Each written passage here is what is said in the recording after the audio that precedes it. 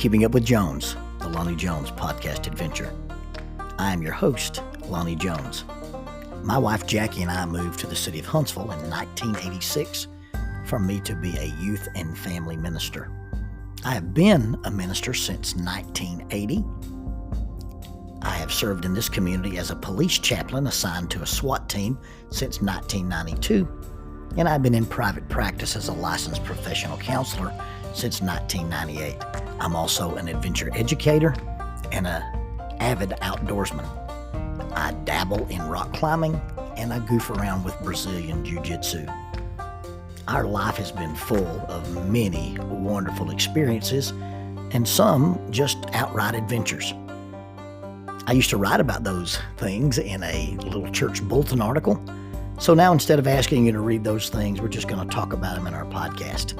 And as we talk about them, we're going to talk about the facts.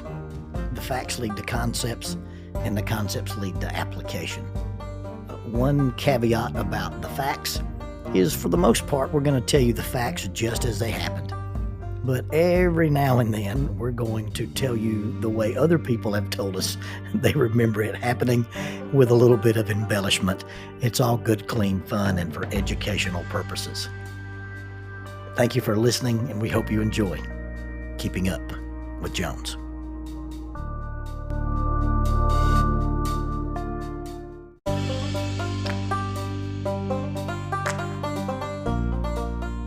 Keeping Up with Jones, the Lonnie Jones podcast adventure, is sponsored by SJ&L General Contractors. They are licensed in both Alabama and Tennessee, and they provide services such as mass grading, storm drainage, sewer and concrete improvement, asphalt paving, erosion control, demolition, and heavy hauling. If you need any of these services, contact them 931-433-4660, 931-433-4660. Also, they are in need of heavy equipment operators, concrete finishers, CDL dump truck drivers, and pipe layers. If you're interested in employment with this family-owned business, you can go to the website www.sjnl.com. That's www.sjnl.com.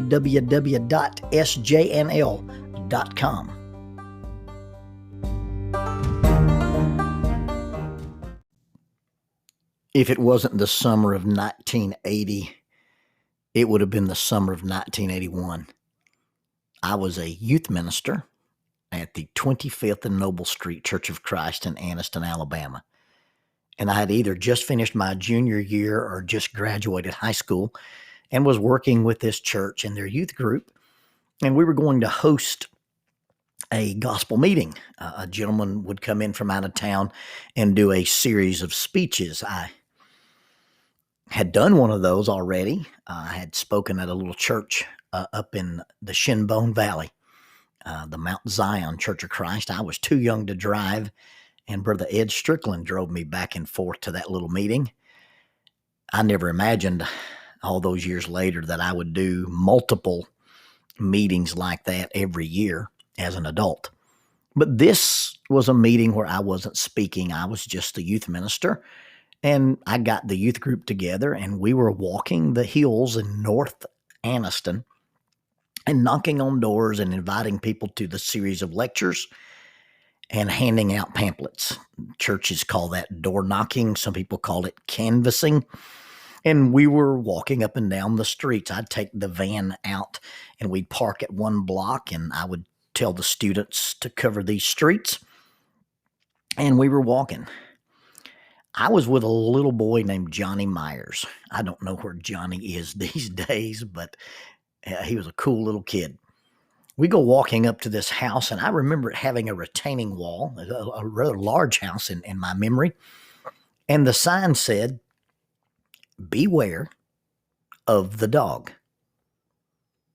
Now, I know what those words mean. And I looked at little Johnny and I said, "This is a house we'll skip. We'll put the pamphlet on the mailbox and we'll move on." And I walked past the house. And Johnny Myers did not. For whatever reason, and maybe he was inspired, maybe he thought it was foolishness or showed a lack of dedication or a lack of faith not to walk to that door. He didn't make it to the door. I heard this little voice calling out, "Lonzo, Lonzo." I go back toward the house, and inside the retaining wall, back against the wall, is this little 7th or 8th grade boy with his little thick glasses, and lying on the ground in front of him like a sphinx was a large, solid black Doberman Pinscher. He's the dog that the sign said we should beware of. And I've got a mess on my hands. I don't know what to do. I very calmly, very cautiously eased toward the pair with my eyes on the dog. And I turned toward the dog and stepped between him and Johnny. And as I was stepping between him and Johnny, I said, "When I get between you and this dog, you go over this wall and don't look back." And as I stepped between the dog and the boy, I looked at the boy, which was probably some kind of a mistake, because when I broke eye contact with the dog, she hit me. Now, in all honesty, a dog that size who had really, really wanted to hurt me would have hurt me. She bruised my calf. She went up and she hit my thigh, and she made another attack on my trunk. I batted her away with a little King James Bible. I had a little black Bible that had a zipper and a cross on it. And inside both front covers were the only 2 or 3 sermons that I preached regularly. So I had my notes folded up. So a pretty compact little weapon. And I put the word on her, and she somewhat repented. I backed out of the yard with her snarling and growling at me, and finally got into the street. And then I remembered that as a boy, we had brought home some sea cucumbers from the beach, and long sectioned, kind of snaky looking things. And when we put them in our yard, our dogs lost their minds. The movement or the wiggliness of it somehow triggered some kind of instinctive response, and the dogs were hesitant to get around the sea cucumbers. Maybe it's some kind of instinctual reaction to a snake or a serpent. I snatched my belt off, crouched to the ground, and began to wiggle it like you do a jump rope when you make a serpentine pattern. And it broke this dog's concentration on me, and she saw the belt and the wiggling, and it fired that same instinct up in her, and she backed off. And I'm standing in the middle of the road using my belt to create some kind of Jedi mind trick on this dog. And I still don't know how I'm going to get away, because I know I can't outrun her. My leg is bruised up real bad. I don't even know that I can run. And down the street came this Volkswagen and got between me and the dog, and I stepped on the running board of the car and reached inside the window and looked at the guy and said, "Drive." And he took me to safety when he stopped his car. I said, "Hey, that dog was trying to eat me up. I appreciate you helping me. By the way, James Cullens is preaching at the 25th and Noble Street Church of Christ. And I gave the guy a pamphlet.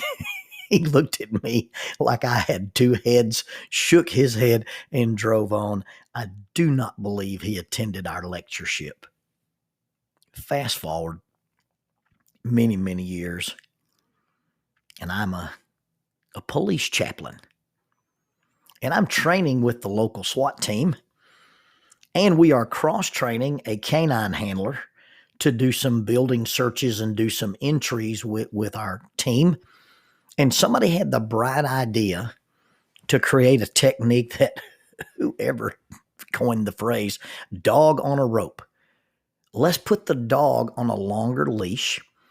Let's clear a building, and when the dog alerts on a door that we think the bad guy's in, can we get the dog to go in and drag the guy out without the SWAT guys ever having to go in?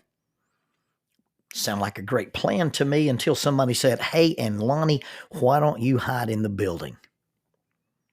Now, I hadn't told these guys that I was uncomfortable around dogs. I hadn't told these guys that I had been dog bit several times after the Doberman. I found out later that when I would be confronted with a dog, that instead of realizing that when a dog is aggressive, they're afraid. And so I would bow up in posture, which would make the dog more afraid, and it would end up with me getting nipped at or bit. I've learned to let the dog know there's no reason to be afraid of me. And I don't have the problem that I used to have with dogs. But in those days, I had this very well guarded secret that I was probably afraid of dogs. And now here I am with these men that I respect and these men that have allowed me to be in close company with them. And I just can't look at them and say, fellas, I'm too scared to go in that building and let that dog come get me. So I kept my mouth shut. They put me in the Michelin Man suit, and I waddled off into the dark abyss of the old Farley School.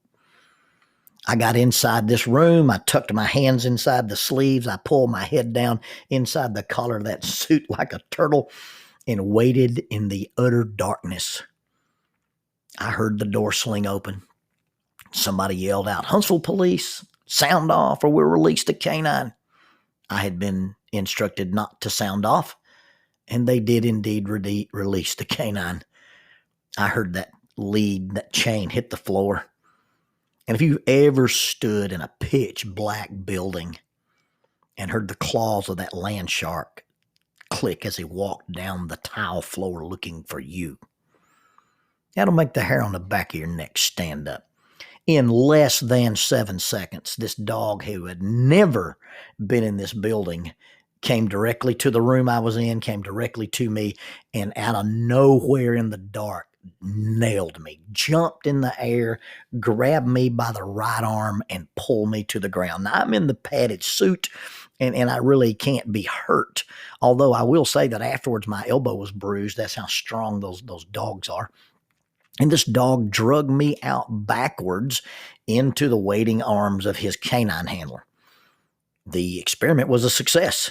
Dog on a rope really works. And I weighed probably, neighborhood north of 180 pounds. This dog dragged me out like a sack of flour. I mean, it was unbelievable.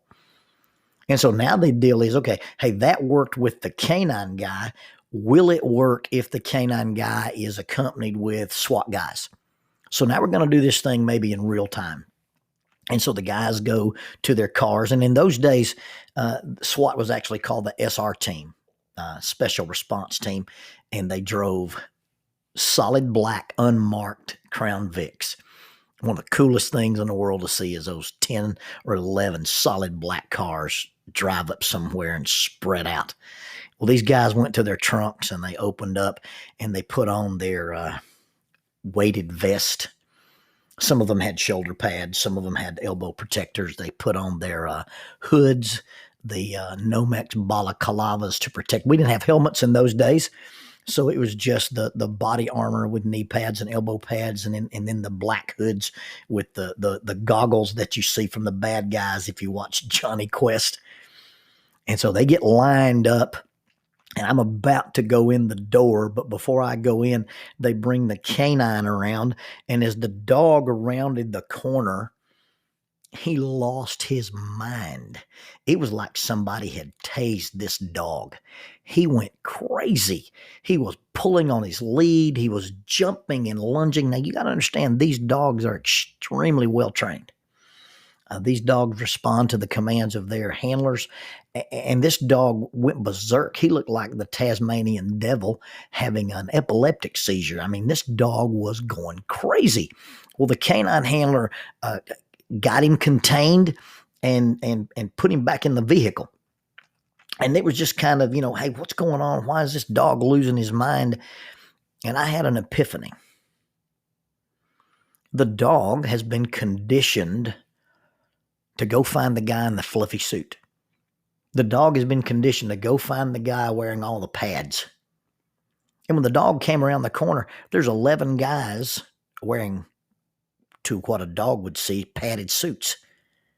Armored up, pads covering their chest and their torso, pads on their elbows, pads on their knees. And the dog rounded the corner and it was like, oh man, everybody's playing now. I can bite anybody I want to. And the very thing that the SWAT guys were wearing to protect themselves was a signal to the dog to attack them. I wonder how many times we misinterpret people's attempt for comfort or safety or protection as a sign for us to attack. A person comes into a room and they stand in the back. Oh, they're not very social. They're very standoffish. What if they have social phobia? A guy comes into a building and stands in the foyer and won't go in the auditorium. We'll find out later that he spent a lot of his time in Vietnam clearing tunnels. He doesn't like to be in confined spaces, doesn't like anybody behind him. Somebody leaves an assembly early or comes to an assembly late. And we're very quick to make some observations about who people are and why people do what people do. And in all actuality, they may just be wearing armor. That young lady who looks furtively around and picks the baby up and leaves the assembly because it's fussy. Or that young family that doesn't come because their kids are rowdy. I remember being in Velvet Ridge, Arkansas, and trying to preach one Sunday morning in this little small building that was packed from window to window and door to door with families, and about every fifth person looked like was holding a baby, and they were really crying. I stood in the back of the building after struggling to get through a sermon over all the volumes of the babies, and this old cattle farmer, Jimmy Dunn, leaned up against the wall and looked at me and said, "Well, preacher, when the calves are bawling, your herds are growing." I wish people would just sit in church and listen to the babies cry and understand the flock is growing. Yet we do get worried about what people think about our kids, about the baby being fussy or a toddler practicing his lungs and learning to sing. I remember being in a class called the Church and Children, and the lady teaching the class about how, as young ministers, we should respond to toddlers. He said, remember, the parent sits there with the children and says, "Sit still." And God whispers, "Wiggle." Because they're developing those little voices and developing those little hands and developing those little feet. And yet we get so worried about what everybody else thinks about our children that we're uncomfortable. And in order to protect ourselves, we either just leave or don't show up. I know in the past that I've not gone to funerals and not attended a wedding because the schedule got such and I was not dressed appropriately. I have come to discover that people had rather have you there, regardless of what you're wearing. And that if I visit somebody wearing camouflage fatigues and a SWAT team t-shirt, it means just as much to them if I showed up in a three-piece suit. I've stood in the receiving line at the funeral home wearing those black high-top boots and a tactical shirt that probably smelled a little bit like gas. And when you get to that coffin and you hug that neck and you say, "I'm sorry that I'm wearing," they don't care because you're there. And I've avoided that sometimes because I was afraid that what I was wearing would be misinterpreted. They may just be in a mode of self-protection, and sometimes we misinterpret other people's attempts at self-protection as a signal for us to attack. We're teaching a lot about learning another person's perspective, about standing in another person's shoes. John Gottman calls it attunement. Courtney Armstrong calls it alignment. Other people will call it empathy and rapport. And it really is just being careful not to assume you know why somebody's doing what they're doing or assume you know why they're not doing what they're not doing. So many times I've been in situations where my posture, my position, or even what I'm wearing could have been interpreted as, hey, this guy wants to fight. And in all actuality, I was just trying to protect myself. We need to be careful how we interpret other people's actions. And we need to be aware that sometimes other people may misinterpret our actions. What makes you feel comfortable might look like a standoffish event to me. What makes you feel secure may feel like a pushback to me. The things that we do to insulate ourselves sometimes backfire and cause us to be isolated from other people. Is a person coming into your sphere of influence wearing what they're wearing because they don't want to be there? Or are they there wearing what they're wearing just so they can feel safe? And I'm not just talking about what they're actually wearing, but the expression that they're wearing, the posture that they're wearing, the proximity that they're using. You know, it may look to us like something that they're uncomfortable. It may look like it's something that makes us uncomfortable. It's not an invitation to attack. It's an invitation to understand. It's not saying beware as much as it's saying please be aware.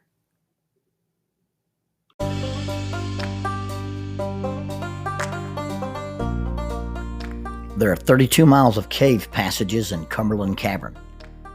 333 feet underground is the Volcano Room.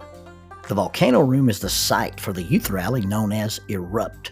It's an underground youth rally. It's an annual event, takes place in October. The next Erupt is scheduled for October of 2021. Erupt is a sponsor of Keeping Up with Jones, the Lonnie Jones podcast adventure.